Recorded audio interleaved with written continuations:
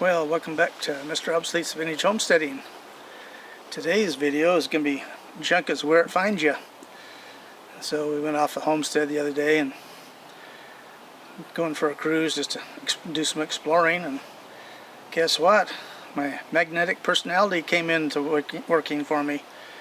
And if you go back and watch some of my older videos on it, I'll talk about having a magnetic personality, how that makes you collect all kinds of stuff like engines, and motors, electric motors, anything that's metal, plastic, wood, iron, magnesium. You get the picture. So anyway, we found this place and the guy had a bunch of stuff there. This is one of the things we got here. It's a McCulloch Mac 15. I think it came out in about 1962 if I remember right. These were 80cc saw. This is the first homeowner grade saw that McCulloch made, and it was a real economy model. It's got a stamped steel tank on it. Doesn't have a chain guard. Just has a straight stack exhaust on it. That doesn't even have a kill switch. But the other thing that was really cheapo on it, the piston only has one ring on it, so they want to cut the cost on it as much as they could. So this would be one of McCulloch's mistakes, but later on they put dual rings in them and upgraded them some. But McCulloch got a lot of good use out of this saw. They made go-kart engines with this too, and McCulloch was the king of the go-kart motors for a long time. Anyway, it has a 17-inch bar and a 404 chain. We'll come over and take a close-up of this chain, show you how much usage it had. So this saw actually had been used quite a bit.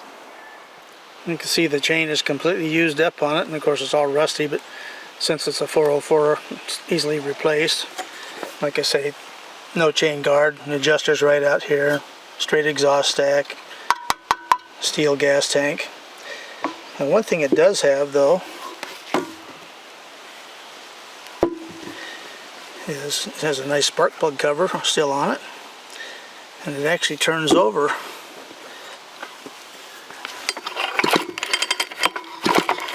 It has really good compression, doesn't have any spark. Missed an air filter, but basically is complete other than that. And here's the best part right here. $3. Well, I just wanted to talk briefly about collecting. With me, the main thing I collect is engines. And then anything that has engines or motors in it or on it, and all the periphery stuff that goes with it. That's only one hobby. But anyway, a lot of people question my sanity over there. Why do you collect just old engines? And I say, well, because they're really interesting. And I said, well, it's just an old engine. And I said, well, what are your hobbies? And, oh, I collect stamps. And I said, oh, okay. Can I come over and see them? Sure. So they open up a nice book of stamps, and I'm looking at them and say, oh, well, that one's got a postage mark on it. That's no good. I can't use it for anything. Oh, that's a really rare stamp and stuff. And I said, hey, that engine I have is really rare too. So it's a good thing that everybody has different hobbies. You do what you like. But here's another scenario I thought was pretty funny. When I was in school one time, I was late getting there when the semester started, a couple of days because of the snow, and so when I got there, they put me in a class and it was about poetry, and I hate stuff like that, but a lot of people like it. So anyway, I go in there and the teacher's up there and she's reading this poem and stuff, and then tears start streaking down her face and blah blah blah, and I thought, man, what the heck is wrong here? I said, maybe she stepped on a nail or something. But the thing is that she would read this and like, okay, here's an example. Jack and Jill went up the hill. So what does that mean to me? Exactly what it says. What does it mean to her? Well, they went up the hill to see what was on the other side, and they want to stop and look at the grass and the bushes and the crickets and all that other stuff, and I said, it doesn't say that. Well, yeah, it has this hidden meaning. I said, no, it don't. It's just black and white. It's like 8 or 9 words. So I lasted 2 days in that class. Well, after the poetry class was a failure, they put me in an art appreciation. And it was semi-interesting, but thing is that, you know, they were talking about all these famous painters and like Picasso and Monet and stuff, and that stuff is kind of unusual. And so I looked at a Picasso painting, you know, and I thought, man, whoever painted that one sick puppy, this stuff is crap. And then I looked at Monet, and it had all these dark colors and kind of semi-figures in it, and just, you know, I thought, man, must have made a bunch of magic mushrooms or something. But anyway, like I say, everybody has a hobby that suits them. And but you know, here's what would happen with me if I were going to a junk store and by some miracle they just cleaned out a house and there was a Picasso picture in there, and I thought, oh, it's only $5, you know, because they didn't know what it was, and I thought, boy, that is really ugly. But you know, it has a redeeming value. It's the exact size that'll fit on a hay bale, and I can shoot it with my bow and arrow for target practice. It'd be great.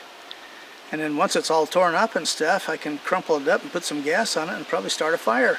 So it has all these multiple uses. So anyway, back to engines. You know, engines are what I like, and you know, the thing is that, you know, somebody says, oh, that's just an old engine, and they're correct. But once you study it and see all the features and the great thought that went behind it to design them and all the different things that they made, and plus, yeah, we're all dependent on them today. You know, and there again, casual walk-by says, oh, that's just an old engine. Yeah. And technically they're right, but they don't know anything about the history, all the great features, and the really intelligent people who designed this stuff, and we're all dependent on them today. They just take it for granted, so they don't think anything about it. So with me, I like to find out all the history on them, of the company, and why they made it big or failed. Just, you know, all the different features and designs that were made over the years. So it's really interesting for me and many others. So anyway, move on here. Well, here's another little unique piece of junk we found on our little drive there. This is a Briggs and Stratton engine called a model WM, which stood for washing machine. This is what they would use in rural areas where they didn't have electricity. And, yeah, in the United States, up until about 1941, most rural areas did not have electricity. So this could be used to run a little feed grinder and all kinds of small appliances that would use an electric motor today. But this one was designed for low profile. The spark plug comes out the side here, so it fit underneath the tub there on a washing machine, and the gas tank is way down here, so you get access to it. And we're rated at 1/2 horsepower, a 2-inch bore and an 1.5-inch stroke. And this is one that was sold by Sears.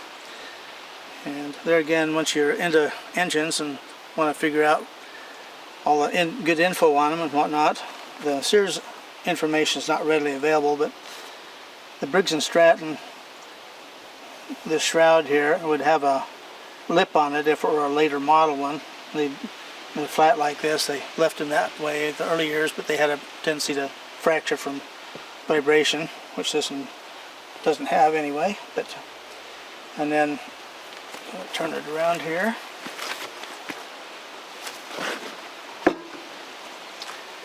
has this little teeny bitty carburetor, and this little device here is your choke. You rotate it, and it's just an opening here about the size of a pencil. This is your mixture screw for the fuel. Back here it has a little air vane governor. And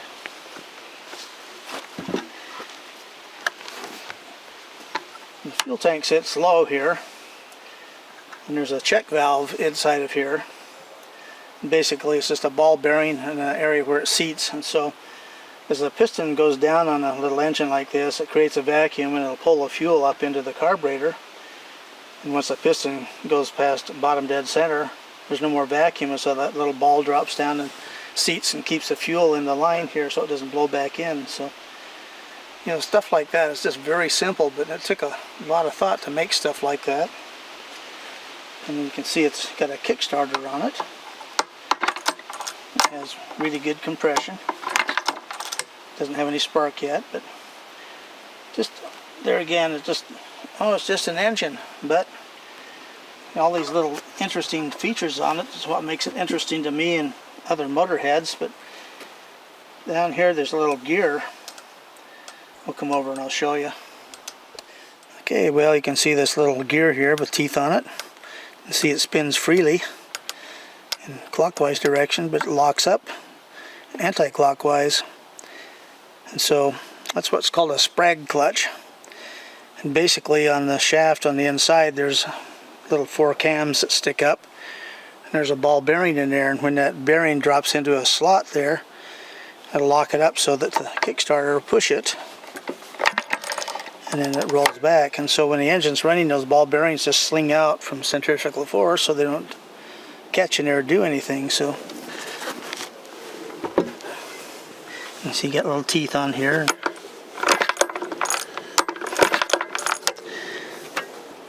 Well, I just want to talk briefly about how one hobby, engines, can be related to other hobbies. And so we'll talk about going back and watching some of my old videos on how the hobbies intersperse, weave together. So with this, since this is a washing machine engine, I guess that gives us a green light to start collecting vintage washing machines. Hopefully a Sears one to match this.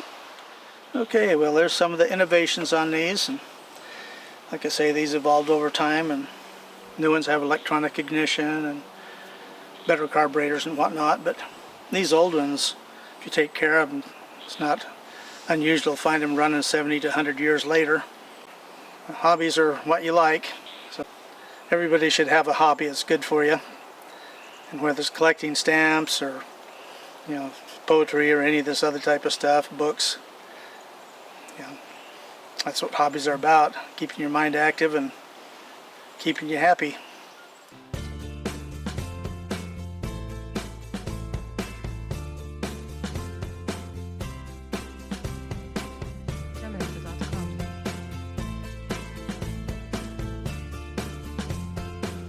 So vintage is best for us, especially engines.